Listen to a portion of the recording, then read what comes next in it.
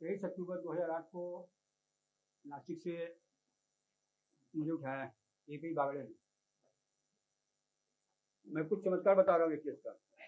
चमत्कार कैसे हुआ।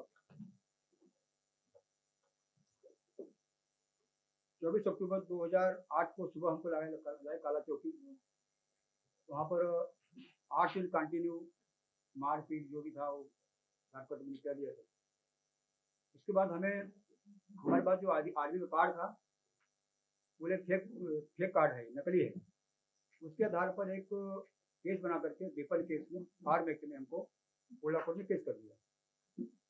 हमको देते कुर्ला इसमें मटुआ थाने में, और जैसे हो गए थाना जेल। मैं इधर आ गया। बैक साइड से बाकी लोग जब आए सारी किस्सा कहानी बना हुई। मैं 19 नवंबर तक थाना जेल में था। 3 नवंबर को हमारे घर की इलगर झड़ती हुई। उनको झड़ती लेते हुए आर्मी के 2 ऑफिसर मेजर खंजौड़े सुबेदार पवार ने देखा। बाद वो पकड़ा कर्नल पुरोहित के कोर्ट ऑफ इंक्वायरी में आया। कोर्ट ऑफ इंक्वायरी के जब स्टेटमेंट में आ गया, डॉक्यूमेंट में आ गया, वो कागज हमारे ट्रायल कोर्ट में आया। ट्रायल कोर्ट में हमारे वकील साहब ने उसको बिठा रखा। ट्रायल कोर्ट ने उसको सुना नहीं। 2013 में वो एक पिटीशन हमने डाल दिया हाई कोर्ट में, अभी तक हमारी लंबित है। उसी को पकड़ते हुए जब 2016 में एनआईए ने केस लिया, एनआईए ने पेज नंबर 40 पैरा नंबर 3 में उल्लेख किया है कि सुधाकर चतुर्वेदी के नासिक घर में एपीआई बगाड़े ने बम प्लांट किया इन सबको फंसाने के लिए। इंग्लिश में है, हिंदी बता रहा हूँ, तो मशहूर यही लाइन है, नाम है उसमें। और तब से एपीआई बगाड़ा फिर घूम रहा है। कोई इंक्वायरी नहीं, कोई जांच नहीं, कोई कमीशन नहीं, कोई बयान नहीं उसका। उसी को पकड़ करके आज माननीय न्यायालय ने अपने आर्डर में मेंशन किया है कि हमारे घर में साजिश की गई। किस्सा का ही बता रहा हूँ, शॉर्ट बता रहा हूँ। अब आप बताइए साजिश किसने किया। साजिश में तो हमारे घर में नहीं है, ये जो पूरी केस है, पूरी फ्रेम है, पूरी साजिश है। ये तो हमारे घर का मामला है। मेरे साहब की गिरफ्तारी, समीर कुलकर्णी की गिरफ्तारी। समीर कुलकर्णी को बेवजह हमसे पूछा गया कि आप साहब कौन काम करता है, तो संगठन अभिनव भारत थोड़ा बड़ा काम करते हम लोग। हमारे साथ जो जुड़े हम नाम में लिया हमने, उन्हें तुरंत पुलिस दौड़ा दिया, उठा ला सबको। इसके बाद जब नाम लेना शुरू किया आदित्यनाथ जी का, मोहन भागवत जी का, हम सब सतर्क हो गए कि हम जिसका नाम बता उसको उठा लाएंगे लोग। आज बेवजह मेरे संबंध है कोई दोष नहीं, तुम्हारी कोई दोष नहीं है। सिर्फ मेरे नाम लेने से कि हम साथ में काम करते हैं 10 साल बाद 11 साल जेल में रहे। आज जो न्यायालय में आर्डर आया हुआ है हमारे घर में साजिश की गई है, कि हम 2009 से बोल रहे हैं। हमारी बात कोई नहीं सुना, न तो सरकार ने सुना, न तो पुलिस ने सुना, न तो जज ने सुना, न तो न्यायालय ने सुना, न तो समाज ने सुना। भगवा आतंकवाद, हिंदू आतंकवाद की चोरी कर करके एक किस्सा कहीं बनाई गई। अभी जब परिणाम सामने आ गया है, अभी भी शर्म नहीं आ रही है। नाम है पृथ्वीराज। हमारे हिंदी में कहावत है, नाम चीनी प्रसाद रस बिल्कुल नहीं है। नाम पृथ्वीराज है, तमीज बात करने का भी नहीं है। वो स्वयं सनातनी है। हम तो आपके माध्यम से ये इनाम रखता हूं, उसको जो थप्पड़ मारेगा पृथ्वीराज चौहान को, उसको 2 लाख रुपये इनाम देंगे हम लोग। 2 लाख रुपये इनाम रखेंगे हम उसको, जो थप्पड़ मारेगा पृथ्वीराज चौहान को। पृथ्वीराज चौहान को जो 2 थप्पड़ मारेगा उसको 2 लाख इनाम। अरे शर्म आनी चाहिए। उसको तुम भूल जाते, नहीं बोलते।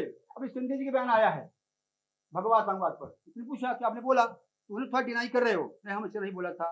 ये बोल सकते थे, क्योंकि इनके सर पे शनि सवार है, पाप सवार है। कांग्रेस नैया डूबने वाली है, उनका अस्तित्व समाप्त है।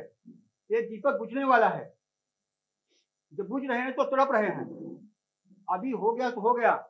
अभी तो सबको शर्म आनी चाहिए थी। 17 साल बेमतलब का, कम से कम कितने परिवार खराब हो गए, उध्वस्त हो गए। हमारा घर गया, परिवार गया, पिताजी गुजर गए, अभी परसों माता गुजर गई, सारा परिवार खत्म हो गया। मैं संन्यास ले लिया। तो जाए कहाँ। समाज यही है, देश यही है, मानसिकता यही है, विचार यही है। उस समय कुछ मीडिया वालों ने झूठा प्रचार किया हिंदू आतंकवाद का, बढ़ चढ़ के। नेता ने 1 लाइन बोला, मीडिया 10 लाइन। हमारे घर पे मान लीजिए बम प्लांटिंग हुई हमारे नासी घर में, हमारा जो मिर्जापुर मकान है उसको उन्होंने तोड़ा फोड़ा था, वहां खुदाई किया था, वहां सीबीआई गई थी, सीबीआई बन के नहीं थी, वहां सीबीआई ऑफिसर गए थे, वहां 21 वाले गए थे। इतना बतरना हुआ कि हमारे यहाँ रिश्तेदार आना बंद हो गए, न्योता हकार बंद हो गया, शादियां बंद हो गई, लोगों ने बोलना बंद कर दिया हिंदू आतंकवादी। हम कहाँ कहाँ जवाब दें?